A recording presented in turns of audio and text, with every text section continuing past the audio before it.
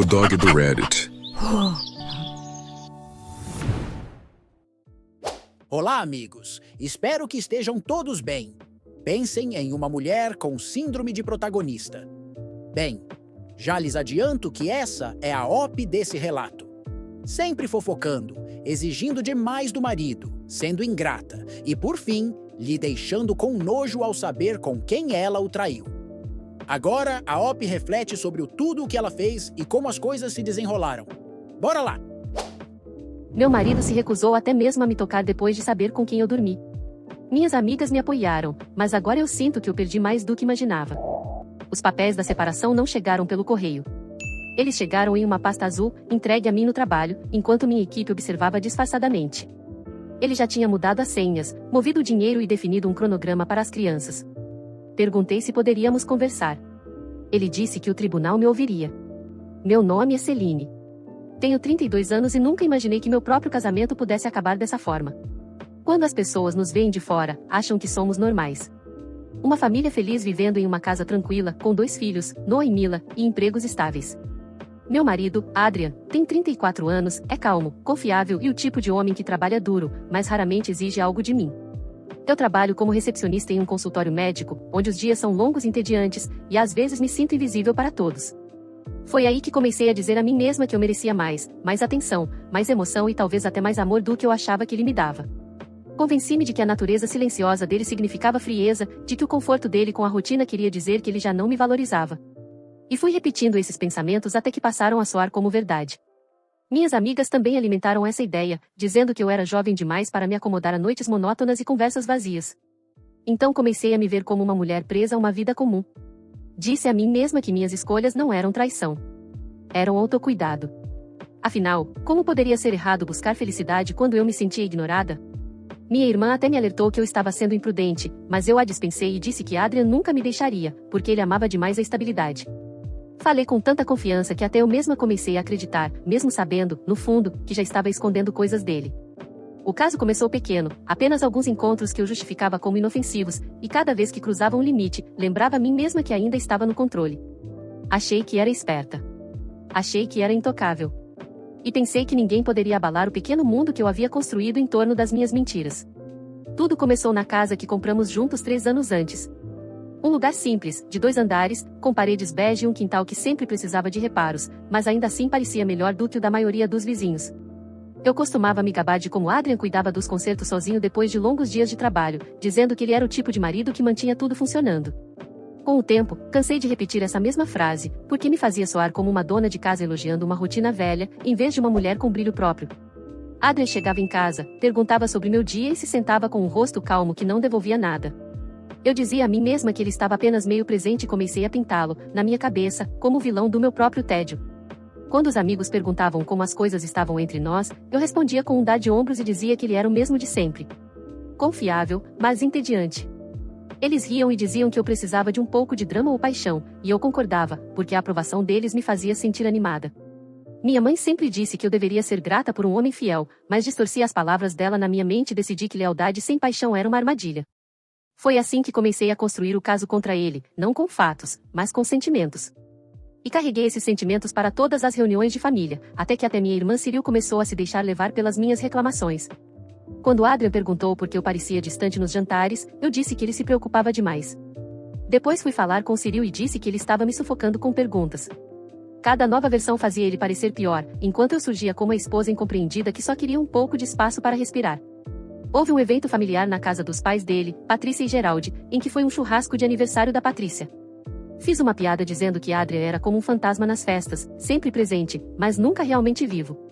Todos riram educadamente. Notei o desconforto no rosto dele, mas fingi não perceber, dizendo a mim mesma que ele precisava aprender a aceitar uma brincadeira. Mais tarde, ele pediu que eu parasse de diminuí-lo na frente das pessoas, e eu transformei isso em uma história sobre ele tentar me silenciar. Contei isso às minhas amigas e recebi apoio. Sarah disse que eu estava certa em me impor, e Diana acrescentou que homens frequentemente confundem controle com amor. As palavras dela soaram como combustível, me deixando mais ousada. Logo eu dizia a qualquer um que quisesse ouvir que Adrian sugava a alegria de todos os ambientes da casa. Ele tentou pequenos gestos, como sugerir uma viagem de fim de semana ou cozinhar juntos. Mas eu descartava cada um e depois reclamava que ele nunca fazia o suficiente, quando ele perguntava se havia algo errado. Eu não dizia nada e, em seguida, procurava Caleb, o irmão mais novo dele, dizendo que Adrian não sabia ler meu humor. Caleb me ouvia com um meio sorriso, inclinando-se como se me entendesse melhor do que qualquer outra pessoa jamais poderia. Aquele olhar foi suficiente para plantar a semente de que talvez eu estivesse certa. Talvez Adrian realmente tivesse falhado comigo de maneiras que só outro homem poderia consertar. Eu dizia a mim mesma que Caleb era inofensivo, que a atenção dele era apenas conforto. Mas quando me encontrei com ele para um café, me vesti de forma diferente, caprichando mais na maquiagem. Mesmo tendo dito a Adrian que era apenas uma reunião rápida de trabalho. Caleb disse que eu merecia ser vista. E carreguei essas palavras como um troféu de volta para casa. Adrian percebeu que eu estava radiante naquela noite e perguntou se eu tinha tido um bom dia. Respondi friamente que ele nunca percebia os dias bons até que outra pessoa os mencionasse. Ele ficou em silêncio, e eu disse a mim mesma que aquele silêncio era prova de que ele sabia que eu estava certa. Repeti essa história para Cyril depois, dizendo que Adrian não conseguia nem manter uma conversa sem me fazer sentir invisível. Ela então me surpreendeu, e disse que se eu me sentia assim, não deveria desperdiçar os meus melhores anos esperando que ele mudasse. Naquela noite, deitei na cama ao lado dele, rolando o celular enquanto ele respirava lentamente, e pensei nos olhos de Caleb em vez do homem ao meu lado. Quando Adrian se virou em minha direção no escuro, eu me afastei, sussurrando que estava cansada. Mas, por dentro, eu me sentia viva, porque sabia que outro homem havia me dado a atenção que eu desejava. O cenário estava montado, e eu não conseguia enxergar o quão perigoso meu próprio jogo estava se tornando, porque já tinha me convencido de que a história que eu criara era verdade. O café se tornou meu pequeno refúgio, um lugar onde eu podia fingir que ainda era a mulher despreocupada que um dia imaginei ser. E Caleb sabia exatamente como alimentar essa imagem. Ele se inclinava sobre a mesa e dizia que eu estava desperdiçada na rotina, que Adrian provavelmente nem notava metade das pequenas coisas que eu fazia todos os dias. Eu ouvia com os olhos arregalados e fingia resistir. Por dentro, porém, adorava cada palavra, porque elas me davam um motivo para me sentir justificada. Eu dizia que estava exausta de cuidar dos filhos e da casa, enquanto Adrian só se importava com o trabalho. Embora, no fundo, eu soubesse que Adrian fazia muito mais do que a maioria dos homens sobre os quais eu ouvia minhas amigas reclamarem. Caleb assentia e dizia que toda mulher precisava de alguém que realmente a enxergasse. E eu guardava essas palavras como se fossem prova de que eu sempre estivera certa. Quando Adrian perguntou por que eu estava chegando tarde naquela semana, eu disse que o escritório estava ocupado com auditorias de sinistros. Mas, na verdade, eu estava vendo o Caleb e ele me fazia rir. Adrian não suspeitou de nada no começo. Apenas me olhava com aquele jeito gentil que sempre tinha quando estava preocupado. E eu dizia a mim mesma que o rosto calmo dele significava que ele era entediante. Mais tarde, quando encontrei Sarah, contei que Adrian havia me interrogado por ficar até mais tarde, e ela reagiu como se eu estivesse vivendo sob vigilância. Novamente na casa da mãe dele, Patrícia, enquanto Adrian estava na cozinha com o seu pai, Gerald, fiquei do lado de fora mexendo no celular, sorrindo para a mensagem de Caleb sobre um novo local que parecia muito agradável. Ele perguntou se eu queria conhecer o lugar algum dia, a sós. Meu pulso acelerou como se eu fosse uma adolescente escapando escondida, quando Adrian saiu e perguntou se eu estava pronta para ir para casa. Eu disse a ele que precisava parar de me vigiar. Depois reclamei com Cyril que ele estava agindo de forma sufocante outra vez. Sarah disse que ele era inseguro e que eu merecia liberdade. E deixei essa frase ecoar na minha mente, enquanto imaginava Caleb me esperando com as chaves de algum lugar quieto e vazio. A desconfiança silenciosa de Adrian começou a aparecer quando ele me viu saindo do escritório com Caleb numa tarde. Ele perguntou se Caleb estava ajudando com algum processo de seguro, e eu respondi que era apenas uma ideia para decorar a próxima festa, nada demais. Ele pareceu desconfiado, mas não disse nada. Mais tarde, transformei o episódio em mais um exemplo da paranoia dele quando contei para Sarah. Cada mentira se apoiava na anterior, até que nem eu mesma conseguia mais lembrar qual história havia contado. Caleb me enviou uma outra foto do local que ele havia mencionado, mostrando a varanda do condomínio ao pôr do sol, dizendo que pensou em mim enquanto estava lá visitando, e eu me permiti acreditar que aquilo era destino. Naquela noite, Adrian perguntou se eu podia sentar com ele e Noah para revisar um trabalho da escola, e eu suspirei antes de dizer que tinha trabalho demais. Depois, contei a Diana que Adrian estava me forçando a tarefas intermináveis, e ela estalou a língua, dizendo que ele estava esmagando meu espírito. A essa altura, a linha entre verdade e manipulação já estava tão borrada que eu não conseguia mais separá-las. Ainda assim, dizia a mim mesma que só estava buscando ar, enquanto Adrian era quem fechava as janelas. Reuniões de família viraram meu palco, e eu sabia exatamente como atuar para arrancar risos e simpatia. Mesmo quando essas risadas deixavam Adrian olhando em silêncio para o prato no churrasco de aniversário do Gerald, eu me posicionava perto de Caleb e fazia questão de deixar nossos ombros se tocarem enquanto passávamos com as travessas, saboreando como até os menores contatos me faziam sentir elétrica de novo. Quando as pessoas começaram a trocar histórias sobre casamentos longos, eu sorri de canto e disse que às vezes me sentia mais viva conversando com um estranho do que com meu próprio marido. O grupo explodiu em risadas constrangidas. Eu tratei como um comentário inofensivo, mas via as marcas de tensão se aprofundarem no rosto de Adrian. Enquanto Patrícia me lançava um olhar duro do outro lado da mesa, eu dizia a mim mesma que ela só era defensiva porque sempre mimou Adrian, protegendo de críticas. Depois Adrian tentou me pedir para deixar o celular de lado durante o jantar naquela noite, dizendo que isso me distraía das crianças, mas eu retruquei que ele estava tentando me controlar de novo. Depois corri para Sarah e me pintei como a parceira oprimida. Caleb mandou uma mensagem sobre algo extremamente aleatório que eu nem me lembro direito agora. Mas eu mostrei a mensagem para elas com uma piscadela e sussurrei que Adrian tinha me acusado de ser secreta. Sarah riu e disse para eu não deixar que ele me engaiolasse. E carreguei essa permissão como uma armadura. Quando Adrian perguntou mais tarde se Caleb estava mandando mensagens demais, eu disse que ele só estava ajudando com pequenos conselhos. Depois reclamei que Adrian estava me interrogando como se eu fosse uma criminosa. Naquele momento, percebi o quanto a narrativa havia se tornado poderosa, porque as pessoas começaram a me defender antes mesmo de eu falar. Assumiam que Adrian era rígido, ciumento ou sério demais. Ninguém percebeu a tensão quando ele perguntou se alguém estava bravo, e eu o dispensei rapidamente, mudando de assunto para manter a ilusão viva. No fundo, senti uma pontada de culpa quando Mila desenhou nossa família com apenas 3 figuras, em vez de 4. Mas empurrei esse sentimento para longe, dizendo a mim mesma que ela era apenas uma criança que não entendia problemas de adultos.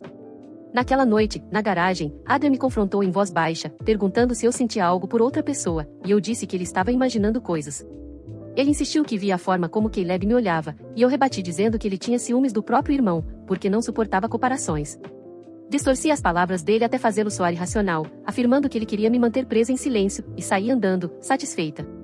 Mesmo sabendo, em parte, que eu tinha cruzado uma linha perigosa. Mais tarde, Caleb mandou mensagem dizendo que o condomínio estava livre, e eu respondi com uma única frase simples: tudo bem. Perfeito. Aquela decisão marcou o ponto em que as mentiras deixaram de ser sussurros e se tornaram ações. Mesmo assim, eu dizia a mim mesma que só estava buscando o oxigênio.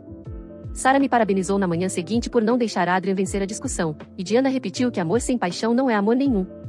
Essas vozes abafaram o pequeno tremor de medo que senti por dentro. Contei a elas como foi visitar aquele local com o Caleb, e como aquilo me fez sentir como a protagonista de um drama secreto. Disse a mim mesma que ninguém sairia ferido enquanto eu mantivesse a verdade escondida, convencendo-me de que eu merecia algo só meu. Houve uma vez em que Adrian mandou mensagem perguntando se eu podia ler histórias antes de dormir por vídeo, pois nossos filhos estavam pedindo e eu ainda não estava em casa. Eu ignorei, dizendo a Caleb que Adrian já não se importava em me fazer sentir especial. A emoção daqueles encontros escondidos me mantinha flutuando pelos dias comuns, e eu pintava cada gesto simples de Adrian como mais uma prova de que ele tinha falhado comigo, até quando trouxe compras para casa. Reclamei que ele só comprava comida sem graça. Quando perguntou sobre meu humor, eu disse que ele estava se intrometendo, e quando tentou me abraçar à noite, eu me virei para o outro lado e murmurei que estava exausta. No dia seguinte eu levei esses pequenos detalhes para Sarah e disse que estava sufocando, e ela me incentivou a continuar lutando pela minha independência. Diana concordou, lembrando-me de que eu era jovem demais para desperdiçar meus melhores anos presa a um homem que não me entendia. Depois Adrian perguntou mais uma vez se havia algo ou alguém específico, e eu disse que era complicado. Apenas disse que estava vendo alguém, mas não um estranho. Disse que só estava saindo com alguém da família, alguém que me via, embora de forma vaga. E quando ele ficou em silêncio, interpretei aquilo como mais uma fraqueza. Em vez da clareza que ele estava alcançando. Eu achei que o tinha despistado, mas provavelmente naquele momento ele já tinha entendido tudo. Naquela noite, ele saiu do quarto estranhamente, e eu me convenci de que ele estava emburrado e voltaria pronto para pedir desculpas pela paranoia. Em vez disso, começou a agir com cuidado, documentando pequenas coisas, tirando fotos de calendários e direcionando sua atenção para passos práticos, não para apelos emocionais. Continuei me gabando para Cyril de que ele estava se desmoronando, de que parecia ridículo perto de Caleb, e ela repetia que eu era forte por finalmente dizer a minha verdade. A verdade, claro, não passava da história que eu havia criado em torno das minhas escolhas egoístas. Mas, naquele ponto, eu já acreditava nela quase completamente. Adrian se afastou ainda mais. Não reagia mais às minhas provocações, não se defendia quando eu o ridicularizava na frente dos outros. E eu dizia a mim mesma que o silêncio dele era rendição. Caleb começou a mandar menos mensagens, sentindo perigo, mas eu forcei mais, dizendo que não tínhamos cruzado nenhuma linha real. Mas ele só se distanciava agora. No fundo, eu via as rachaduras no meu próprio raciocínio. Ainda assim, preferi me agarrar à ilusão de que eu estava justificada, em vez de encarar o fato simples da traição. As crianças sentiram atenção mais do que qualquer um, perguntando por que as rotinas tinham mudado, por que a hora de dormir estava apressada e por que Adrian parecia trancado nos próprios pensamentos. Eu continuava descartando as perguntas, insistindo que estava tudo bem, enquanto me preparava para mais uma noite de escapada no condomínio. Olhando para trás, percebo que foi ali que tudo já tinha começado a desmoronar. Mas, na época, eu achava que ainda estava vencendo. Ainda no controle. Ainda segurando todas as cartas. O primeiro choque não veio de gritos ou lágrimas, e sim de uma simples pasta azul entregue a mim no trabalho, enquanto metade dos meus colegas encarava em silêncio. Minha gerente observou enquanto eu abria o envelope. Li palavras que descreviam cronogramas de guarda, proteções financeiras e listas detalhadas dos nossos bens. Não era uma carta emocional pedindo explicações, mas um pacote profissional preparado por um advogado cujo nome eu nunca tinha ouvido antes. Naquele momento, entendi que Adria já tinha ido além dos sentimentos e entrado num lugar onde minhas desculpas e minhas histórias não valiam nada. Eu quis correr para casa e confrontá-lo, mas as páginas deixavam claro que confronto já não importava, porque o processo já estava em andamento. Ele tinha transferido nossas economias conjuntas para uma conta controlada, com limites, deixando intocados apenas os gastos das crianças. E tinha solicitado o uso exclusivo da casa até que as decisões fossem finalizadas. Eu me senti humilhada, ali parada, enquanto meus outros colegas fingiam não estar olhando. E, mesmo assim, uma parte pequena de mim ainda tentou distorcer aquilo como prova de que ele era cruel. Mais tarde, eu disse a Cyril que Adrien estava tentando tirar as crianças de mim, mas quando ela pediu detalhes, eu só consegui mostrar o cronograma que me dava fins de semana e feriados compartilhados. Até ela pareceu incerta, porque ela sabia o que eu vinha falando dele, do meu caso, e também porque os documentos não tinham insultos, só medidas calmas, voltadas a proteger a rotina e segurança dos nossos filhos principalmente. A mãe dele, Patrícia, recebeu uma cópia própria informando que Caleb não poderia participar de absolutamente nada relativo a ele ou aos filhos dele, e ela me ligou rapidamente com uma voz fria que me fez estremecer. Obviamente que nesse momento ela já sabia de mais do que isso. Então eu disse que Adrien estava envenenando a família contra mim, mas ela apenas falou que os papéis falavam por si só, e encerrou a ligação. Caleb entrou em pânico quando Gerald, o seu pai, se recusou a deixá-lo ir em sua casa e disse para ele não os procurar mais. Aparentemente ele mandou mensagens dizendo que Adrien estava exagerando. Com tudo isso acontecendo, eu senti como se as paredes estivessem se fechando de todos os meus lados. Minha tática de sempre, transformar tudo em motivo para simpatia, falhou, porque agora as pessoas tinham a versão do Adrien e documentos nas mãos, não apenas as minhas palavras. E as palavras sérias e acusatórias dele pareciam surtir mais efeito agora. Outra coisa que aconteceu foi que o banco confirmou novas regras exigindo as 2 assinaturas para saques grandes e, de repente, as pequenas liberdades que eu tomava como garantidas desapareceram. Até nossa comunicação mudou para uma limitação de recados curtos sobre buscar nossos filhos na escola e consultas médicas. As amigas que antes riam das minhas histórias ficaram mais quietas quando eu reclamava agora, porque sem paixão ou uma fofoca boa para vender, minhas ações pareciam desfavoráveis. E a maré virou contra mim. No trabalho, minha gerente perguntou se eu precisava de folga. O tom educado dela pesava de julgamento. E eu percebi que a humilhação tinha se espalhado para cada canto da minha vida. Adrien nunca levantou a voz, nunca tirou acusações, nunca implorou por explicações. Ele apenas seguiu em frente com calma e precisão, cada passo legal arrancando o espaço onde minhas mentiras costumavam viver. Eu tentei dizer a mim mesma que ele estava sendo manipulador, que documentos legais eram outra forma de controle. Mas, no fundo, eu via que ele estava construindo uma fortaleza ao redor das crianças e me deixando do lado de fora. Cada foto, cada recibo, cada anotação no calendário virava uma pedra naquela parede. Pela primeira vez, eu me senti impotente, sem a narrativa que eu tinha polido com tanto cuidado, obrigada a assistir as pessoas ao meu redor ajustarem suas lealdades em silêncio. Todos estavam ficando ao lado dele. A minha própria voz, que antes era alta e convincente, agora soava estridente até para mim mesma, e eu odiei o reflexo que isso revelava. Ainda assim, eu me agarrei à esperança de que, se eu implorasse o suficiente, ele pudesse amolecer. A sala de mediação era fria e clara, com paredes de vidro e máquinas zumbindo que preenchiam o vazio. Entrei achando que ainda podia dobrar a história se falasse com convicção suficiente. Mas o mediador quis focar na questão dos nossos filhos. Adrien estava sentado calmamente do outro lado da mesa, mãos juntas, expressão firme, como se nada do que eu dissesse pudesse desviar o rumo dele. Ele só pediu um cronograma estável que mantivesse Noah e Mila na escola sem interrupções, e solicitou regras que impedissem pernoites de pessoas não relacionadas durante o tempo de convivência. O advogado dele falou com clareza, explicando que nossa comunicação seria estritamente no aplicativo de coparentalidade, que as finanças seriam separadas de forma limpa e que a casa ficaria com ele até uma decisão final. Eu tentei argumentar que ele estava me apagando da família, mas o mediador apontou para os documentos e me lembrou de que ambos os pais precisavam concluir um curso de coparentalidade. Meu coração disparou ao perceber que cada ponto já tinha sido garantido antes mesmo de eu entrar na sala, deixando pouco espaço para eu distorcer ou implorar. Quando o plano temporário de convivência foi assinado, senti o peso de cada mentira desabar sobre mim, porque agora o papel ditava minha realidade com horas exatas e lugares exatos. Disseram que eu veria as crianças nos fins de semana e nas entregas programadas, com cada troca acontecendo em um local neutro.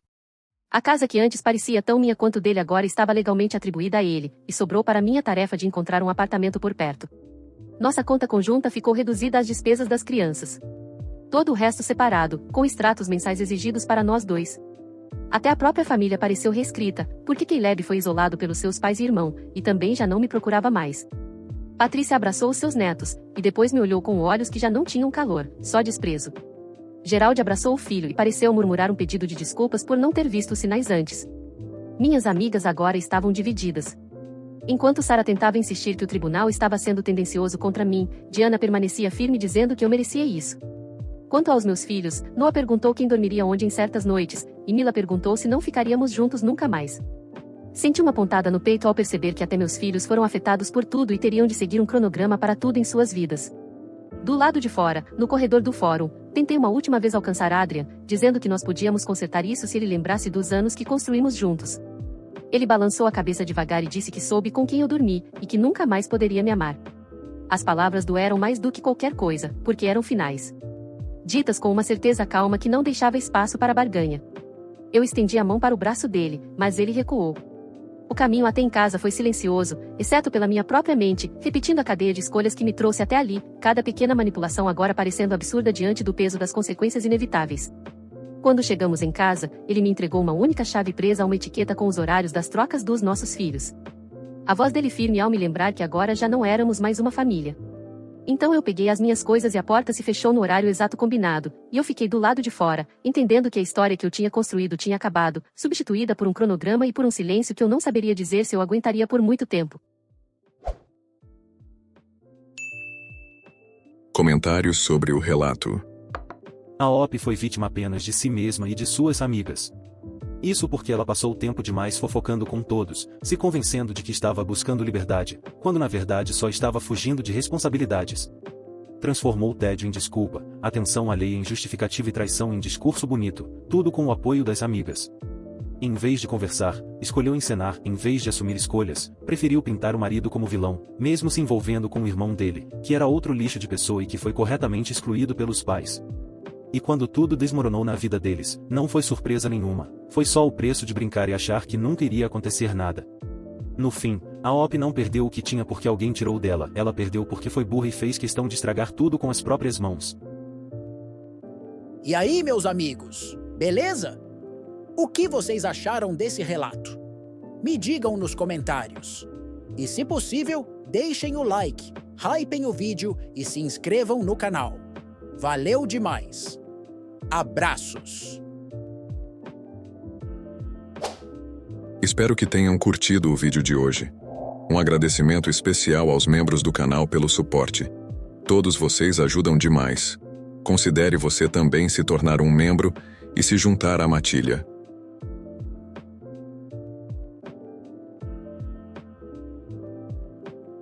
Muito obrigado por assistir. Inscreva-se e deixe o like. Abraços.